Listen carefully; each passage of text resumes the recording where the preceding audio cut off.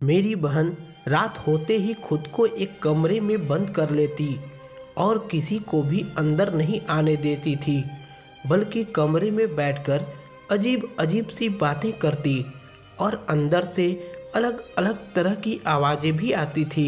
एक रात मैं सच जानने के लिए कमरे में छुप गई, पर तब तक बहुत देर हो चुकी थी, क्योंकि उस कमरे में एक ऐसी जगह थी जहाँ पर मेरी बहन, मैं अपनी बहन को बहुत अच्छी तरह से जानती थी। वह मुझसे कुछ नहीं छुपाती थी, पर आजकल उसकी हरकतें बहुत अजीब अजीब सी हो गई थी। शायद वह मुझसे कुछ छुपा रही थी। कुछ तो अजीब था, कुछ ऐसा जिसके बारे में मैं सोच भी नहीं सकती थी।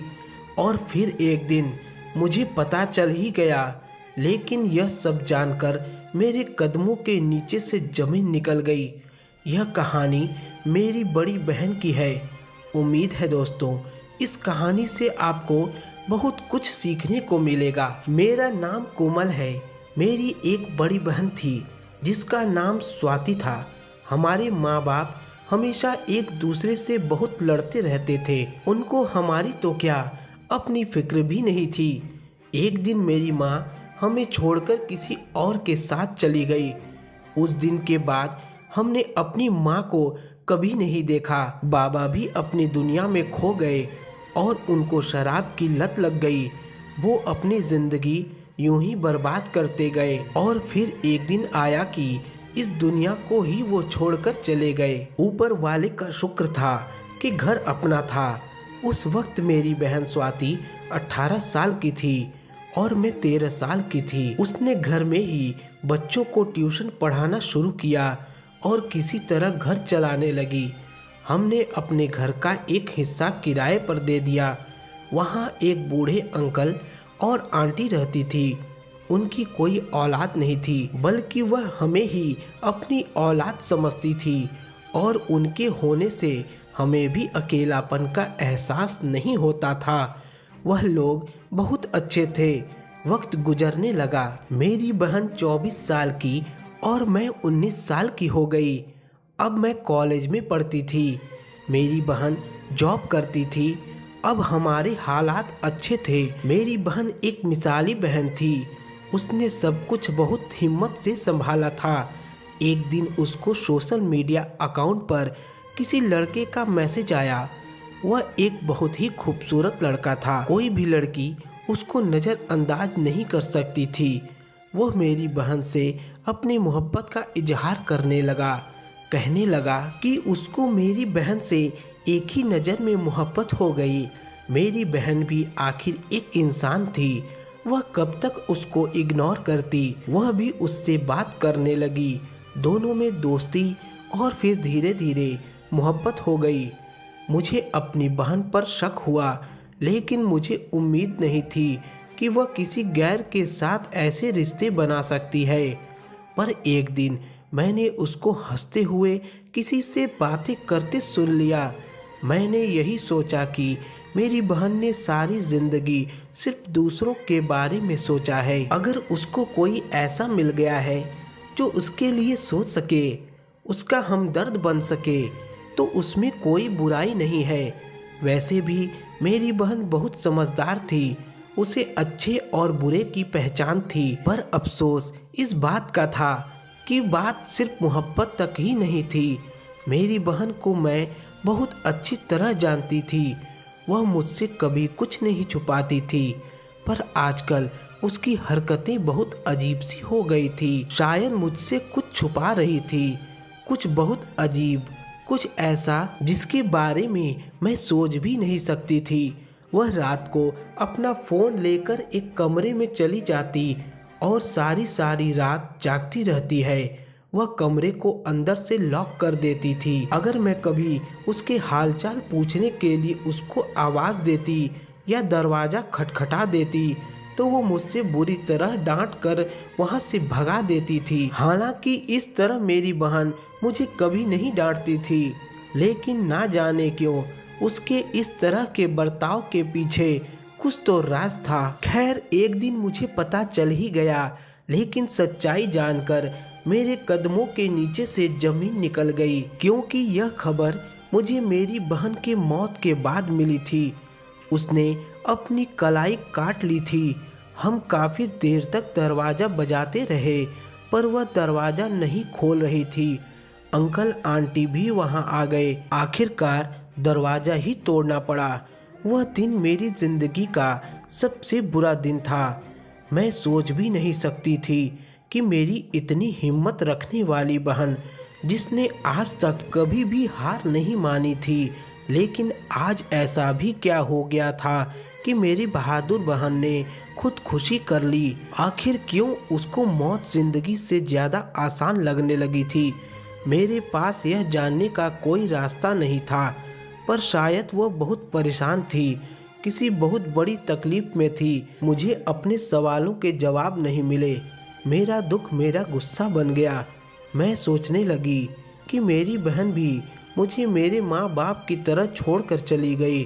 मैंने कॉलेज जाना छोड़ दिया। वही आंटी मेरे लिए खाना बनाकर रख जाती, मुझे समझाती कि अगर आज मेरी बहन जिंदा होती तो वह मुझे इस हाल में देखकर कितनी दुखी होती, पर मुझे किसी की कोई परवाह नहीं थी। मैंने अपनी चाल ढाल बिल्कुल बदल ली थी। मैं अब हर तरह का फैशन करती थी।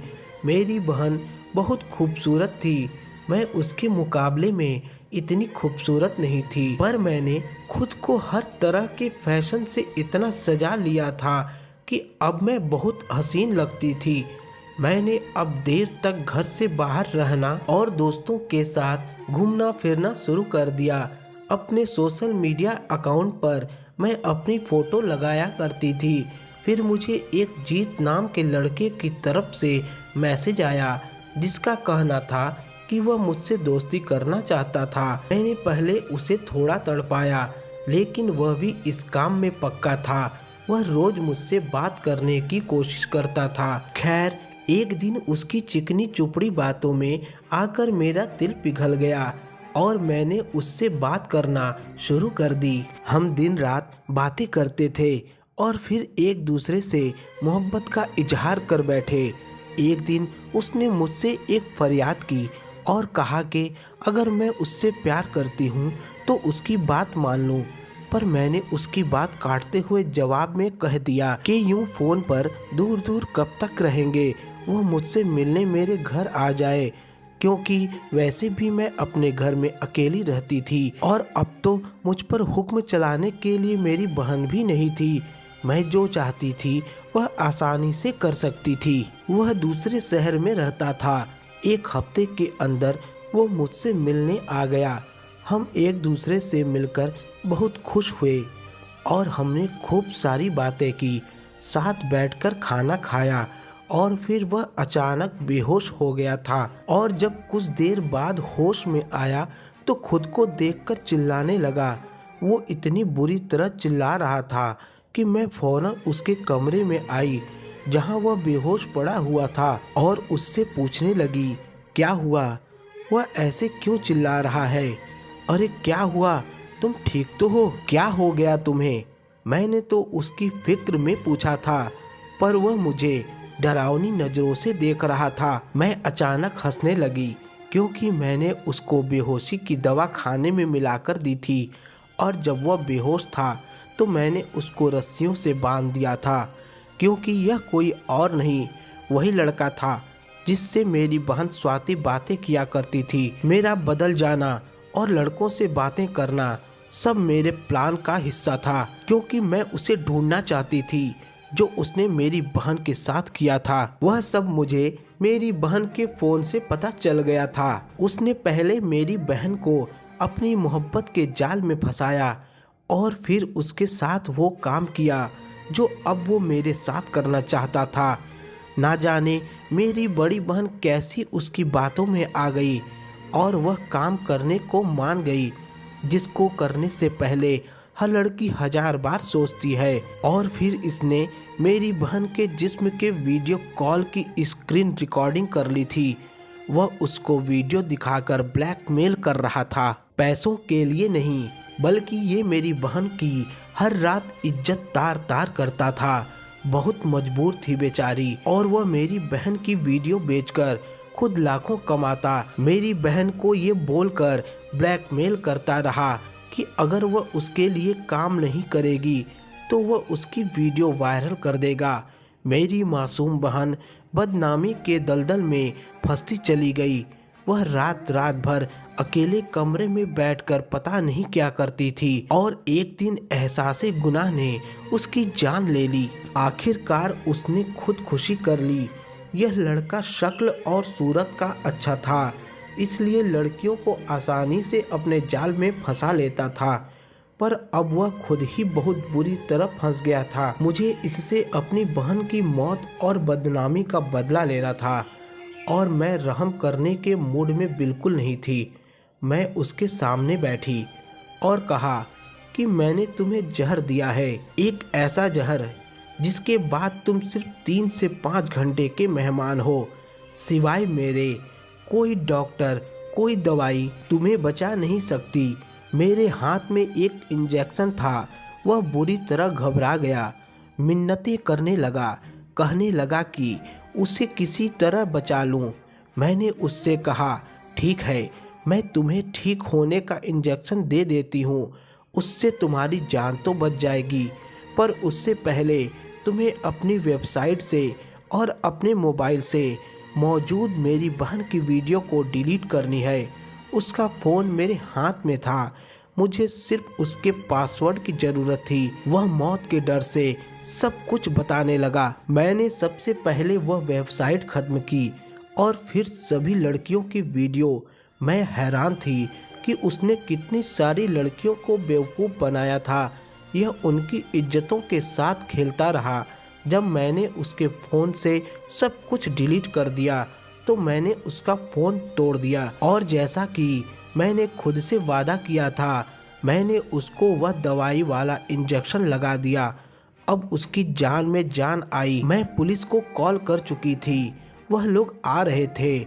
जब मैं अचानक हंसी तो उसके चेहरे का रंग उड़ गया। तुम क्यों हंस रही हो? वह नफरत भरे अंदाज में बोला। मैं यह सोचकर हंस रही हूँ कि इतनी सारी लड़कियों को बेवकूफ़ बनाने वाला खुद इतना बड़ा बेवकूफ़ कैसे हो सकता है। वह चौंक कर पूछने लगा कि क्या मतलब क्या है तुम्हारा? मैंने तुम्हें कोई जहर नहीं दिया था, वह सिर्फ बेहोशी की दवाई थी, और जिस इंजेक्शन को तुमने असली दवा समझ करके अपना सब कुछ खत्म करवा दिया, असल जहर तो वह था HIV का जहर। अब तुम एक मरीज हो, अब तुम तड़प तड़प कर मरोगे। मेरा इतना कहना था कि उसके कदमों के नीचे से तो ज़मीन ही निकल गई। वह रोने लगा। उसकी बेबसी देखकर मुझे बहुत सुकून मिल रहा था। ऐसे ही उसने न जाने कितनी लड़कियों की बेबसी के साथ खेल खेला होगा, पर हर जुल्म का अंजाम जरूर होता है, और उसके खिलाफ कोई ना कोई जरूर खड़ा होता है। उसको पुलिस पकड़ कर ले गई। उस दिन मैं अपनी बहन की तस्वीर के सामने बैठकर बहुत रोई थी, और उसको बताया कि मैंने उसके मुजरिम से बदला ले लिया है। पर मेरी तमाम लड़कियों से एक रिक्वेस्ट है कि किसी अनजान को अपना सहारा ना समझें। यह आपको सिर्फ मौत और बदनामी तक का सफ़र ही करवा सकती है। ऊपर वाला मेरी बहन की आत्मा को शांति दे। तो दोस्तों, आपका क्या कहना है इस कहानी के बारे में? कमेंट करके हमें ज़रूर बताएं। वीडियो को लाइक कर दीजिए, और इसी तरह की कहानी लगातार देखने और सुनने के लिए चैनल को सब्सक्राइब करके घंटी को दबाकर ऑल पर सेट कर लीजिए, ताकि आने वाली वीडियो का नोटिफिकेशन आपके पास तुरंत पहुंच सके। मिलता हूं आपसे अगली वीडियो में, तब तक के लिए धन्यवाद।